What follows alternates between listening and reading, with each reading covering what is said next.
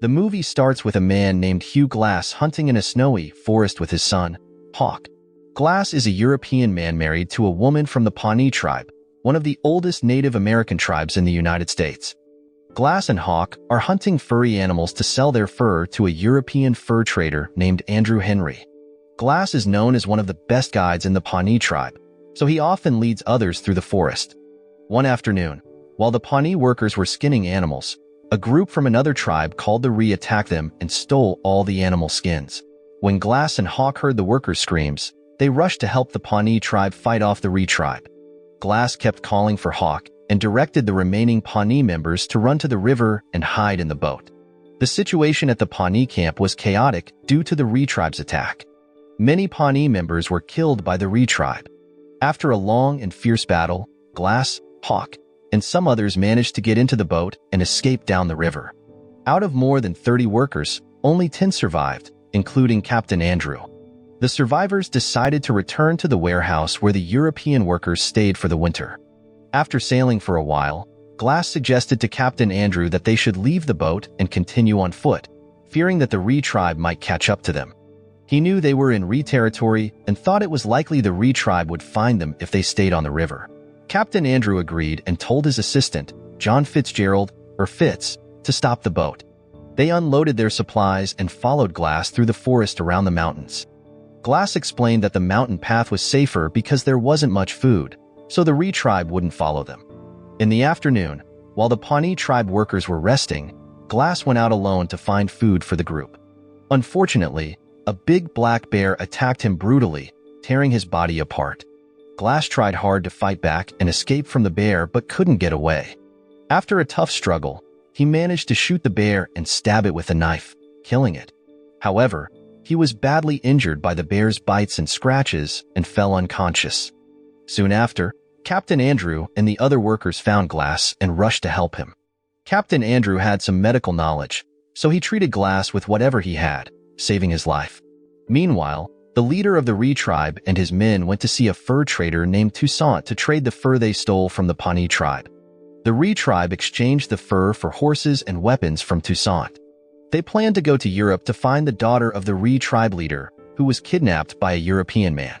Back with Captain Andrew and the Pawnee tribe, they were ready to continue their journey to the workers' warehouse. But Glass was paralyzed from the bear attack, so the Pawnee tribe members had to carry him on a stretcher. As they climbed a steep cliff, Captain Andrew and the others began to feel that Glass was slowing them down. Captain Andrew thought Glass wouldn't survive, so they planned to kill him. Hawk and his friend Jim were shocked and asked Captain Andrew to reconsider. When Captain Andrew aimed his gun at Glass, he couldn't bring himself to kill him and stopped. He then offered $300 to anyone who would stay with Glass and Hawk until Glass died. Jim and Fitz volunteered to help Hawk take care of Glass in the forest while Captain Andrew and the others continued their journey to the warehouse. Throughout the night, Hawk keeps encouraging Glass to stay alive. While unconscious, Glass dreams about his past, remembering when European soldiers attacked the Pawnee tribe and killed his wife. He feels very guilty for not being able to protect her. After 2 days of looking after Glass, Fitz becomes frustrated that Glass is still alive. The weather is getting colder, and they are running out of food. Fitz secretly tells Glass he will take Jim and Hawk safely to the workers' warehouse if Glass lets Fitz kill him. If Glass refuses, Fitz will kill Hawk in front of him. With a heavy heart, Glass agrees because he doesn't want his son to be killed. When Fitz is about to kill Glass, Hawk finds out and pushes Fitz away. But Fitz, angry at being threatened by Hawk, kills him with a knife. Glass, still paralyzed, can only cry and groan in anger because he can't save his son. In the afternoon, Jim returns and asks Fitz about Hawk. Fitz lies, saying he doesn't know where Hawk is but believes he's fine. The next day, Fitz wakes Jim, claiming that many Ree tribe members are near their location, so they must flee. Jim, panicked, tries to pull Glass to escape with them. But Fitz drags Glass into a shallow hole and buries him alive, telling Jim they can't take Glass because it's too risky. With a heavy heart, Jim leaves Glass in the hole but leaves his drinking bottle for him. After Jim and Fitz leave, Glass tries to move his paralyzed body and drag himself out of the hole. He crawls to Hawk's lifeless body behind a tree trunk. After saying goodbye to Hawk, he gathers his will to survive. He has one goal now, to take revenge on Fitz for killing his son. Since his legs are still paralyzed, Glass crawls using his hands, searching for food from leftover bones on the ground. He finds water in the river and treats his throat wound with sawdust. He also learns to walk using a wooden stick. One day, while Glass was resting by the river, he was almost caught by the Ree tribe on the other side. Luckily, he managed to escape by swimming in the very cold river water. That night, while sleeping by the river, Glass woke up to the sound of a wolf howling. He checked the source of the sound and found a man from another Indian tribe eating raw venison. Desperate and hungry, Glass asked the man for some meat. Feeling sorry for him, the man kindly gave him a piece of fresh meat. The next morning, the man, named Haikuk, saw the many stitches on Glass's back. He asked why he had so many stitches.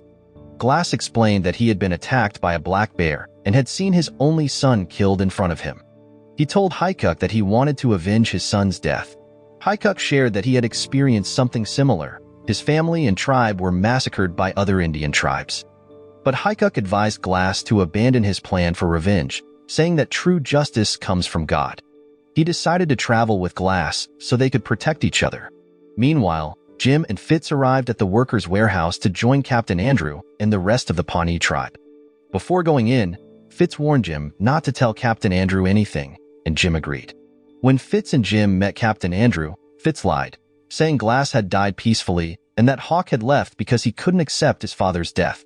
Captain Andrew was very sad, as he considered Glass a brother, and he gave Fitz the money they had agreed on. Back to Glass and Haikuk, they were walking through a heavy snowstorm in the forest.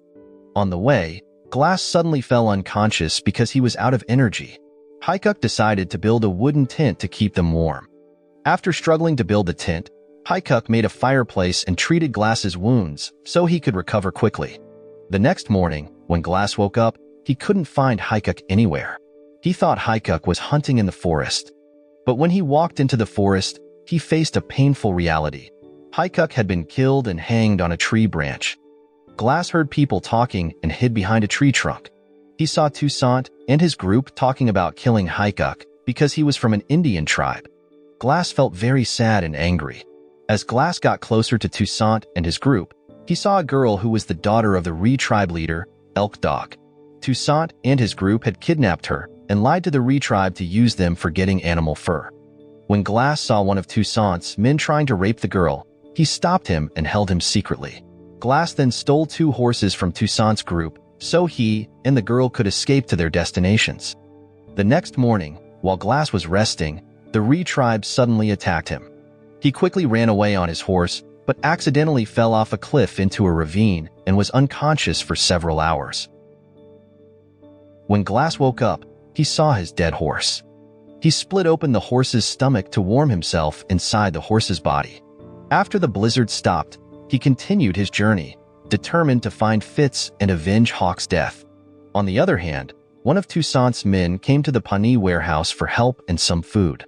He explained that 2 days earlier, a foreign man had attacked their camp and killed several members of Toussaint's group. The man then showed a water bottle left by the attacker. When Jim saw it, he recognized it as the bottle he had left for Glass. Jim told Captain Andrew that the attacker might be Hawk. Captain Andrew then ordered his men to prepare to go to the attack location. While getting ready, Fitz looked at the bottle again and guessed that the attacker might be Glass.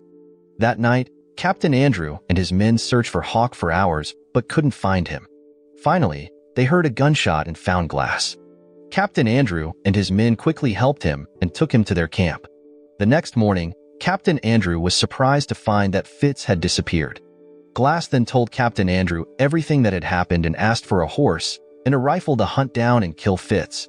Seeing the anger in Glass's eyes, Captain Andrew agreed. The next day, Glass and Captain Andrew started their journey to find Fitz. After crossing the snowy mountains, Glass suggested they split up, one going west and the other east, to find Fitz faster. Soon after, Fitz appeared and shot Captain Andrew in the head, killing him. When Glass saw Captain Andrew's lifeless body, he knew Fitz was the killer. Glass planned to lure Fitz out of hiding, and it worked. Glass found Fitz and chased him to the river. When Fitz was cornered, he tried to defend himself, saying he was not responsible for Hawk's death because Hawk died on his own. This made Glass very angry, and he attacked Fitz with an iron machete. A fierce fight began, with both men using sharp weapons against each other. After a long and tiring fight, Glass finally corners Fitz and is ready to kill him. Just then, the Re-Tribe and the girl Glass saved appear on the other side of the river. As Glass is about to strangle Fitz, he remembers Hickok's message to let go of revenge. Instead of killing Fitz, Glass lets him be carried away by the river current. Elk Dog then grabs Fitz's body and slits his throat as a reward for Glass's help. The film ends with Glass seeing a vision of his wife, who died years ago. She looks at him with pride because he has let go of revenge and found peace. So the moral of the story is, never mess with a guy who fights bears and survives. And if you do, make sure you can swim because karma and a river will definitely catch up to you.